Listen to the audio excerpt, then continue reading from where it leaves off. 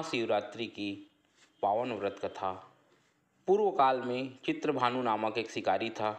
जानवरों की हत्या करके वह अपने परिवार को पालता था। वह एक साहूकार का कर्जदार था, लेकिन उसका ऋण समय पर न चुका सका। क्रोधित साहूकार ने शिकारी को शिव मठ में बंदी बना लिया। संयोग से उस दिन शिवरात्रि थी।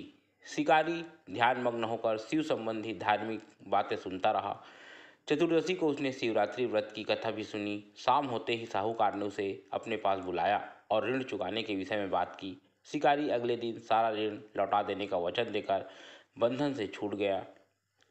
अपनी दिनचर्या की भांति वह जंगल में शिकार के लिए निकला, लेकिन दिन भर बंदी गृह में रहने के कारण भूख प्यास से व्याकुल था। शिकार खोजता हुआ वह बहुत दूर निकल गया। जब अंधकार हो गया तो उसने विचार किया कि रात जंगल में ही बितानी पड़ेगी। वह वन एक तालाब के किनारे एक बेल के पेड़ पर चढ़कर रात बीतने का इंतजार करने लगा। विल्व वृक्ष के नीचे शिवलिंग था, जो विल्व पत्रों से ढका हुआ था। शिकारी को उसका पता न चला। पड़ाव बनाते समय उसने जो टहनियाँ तोड़ी वे संयोग से शिवलिंग पर गिरती चली गई। इस प्रकार दिन भर भूखे प्यासे शिकारी का व्रत भी हो गया और शिवलिंग पर विल्व पत्र भी चढ़ गए। एक पहर रात्रि बीत जाने पर एक गर्भिणी हिरनी तालाब पर पानी पीने पहुंची। शिकारी ने धनुष पर तीर चढ़ाकर जो ही प्रत्यंचा खींची, हिरनी बोली, मैं गर्भिणी हूँ, शीघ्र ही प्रसव करूंगी। तुम एक साथ दो जीवों की हत्या करोगे तो ठीक नहीं है। मैं बच्चे को जन्म देकर शीघ्र ही तुम्हारे समक्ष प्रस्तुत हो जाऊंगी, तब मार लेना। शिकारी ने प्रत्यंचा ढीली कर दी और हिरनी जंगली झाड़ियों में लुप्त हो गई। प्रत्यंचा चढ़ाने तथा ढीली करने के वक्त कुछ विल्व पत्र अनायास ही टूटकर शिवलिंग पर गिर गए। इस प्रकार उससे अनजाने में ही प्रथम प्रहर का पूजन भी संपन्न हो गया। कुछ देर बाद एक और हिरनी उधर से निकली। शिकारी की प्रसन्नता का ठिकाना न रहा। समीप आने पर उसने धनुष पर बाण चढ़ाया। तब उसे देख हिरनी ने विनम्रतापूर्वक निवेदन किया, हे शिकारी, मैं थोड़ी देर पहले ऋतु से निवृत्त हुई हूँ, कामातुर विहरणी हूँ, अपने प्रिय की खोज में भटक रही हूँ। मैं अपने पति से मिलकर शीघ्र ही तुम्हारे पास आ जाऊंगी। शिकारी ने उसे भी जाने दिया। दो बार शिकार को खोकर उसका माथा ठनका। वह चिंता में पड़ गया। रात्रि का आखिरी पहर बीत रहा था। इस बार भी धनुष से लगकर कुछ बेलपत्र शिवलिंग पर जा गिरे तथा दूसरे प्रहर की पूजन भी संपन्न हो गई। तभी एक अन्य हिरणी अपने बच्चों के साथ उधर से निकली। शिकारी के लिए स्वर्णिम अवसर था। उसने धनुष पर तीर चढ़ाने में देर नहीं लगाई। वह तीर छोड़ने ही वाला था कि हिरनी बोली, हे शिकारी, मैं इन बच्चों को उनके पिता के हवाले करके लौट आऊंगी। इस समय मुझे मत मारो। शिकारी हंसा और बोला, सामने आए शिकार को छोड़ दूं? मैं ऐसा मूर्ख नहीं। इससे पहले मैं दो बार अपना शिकार खो चुका हूँ। मेरे बच्चे भूख प्यास से व्यग्र हो रहे होंगे। उत्तर में हिरनी ने फिर कहा, जैसे तुम्हें अपने बच्चों की ममता सता रही है, ठीक वैसे ही मुझे भी। हे शिकारी, मेरा विश्वास करो, मैं इन्हें इनके पिता के पास छोड़कर तुरंत लौटने की प्रतिज्ञा करती हूँ। हिरनी का दीन स्वर सुनकर शिकारी को उस पर दया आ गई।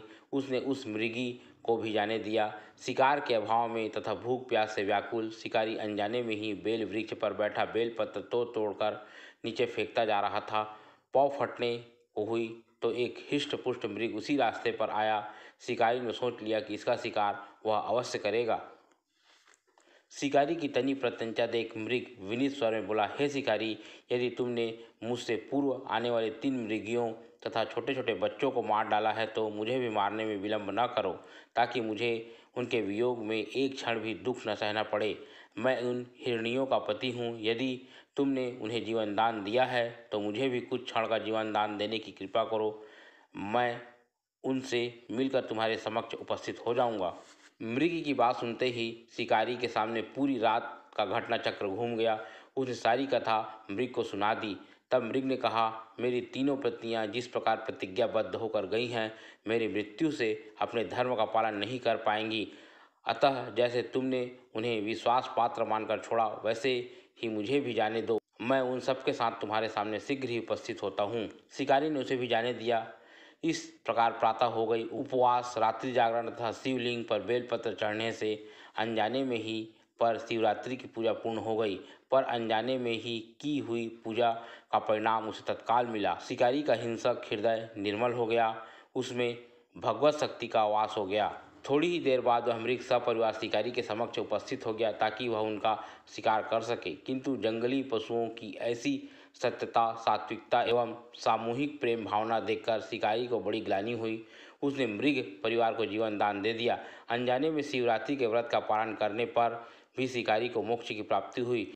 जब मृत्यु काल में यमदूत उसके जीव को ले जाने आए तो शिव गणों ने उन्हें वापस भेज दिया तथा शिकारी को शिवलोक ले गए। शिव जी की कृपा से ही अपने इस जन्म में राजा चित्रभानु अपने पिछले जन्म को याद रख पाए तथा महाशिवरात्रि के महत्व को जानकर उसका अगले जन्म में भी पालन कर पाए। बोलो भोले बाबा की जय।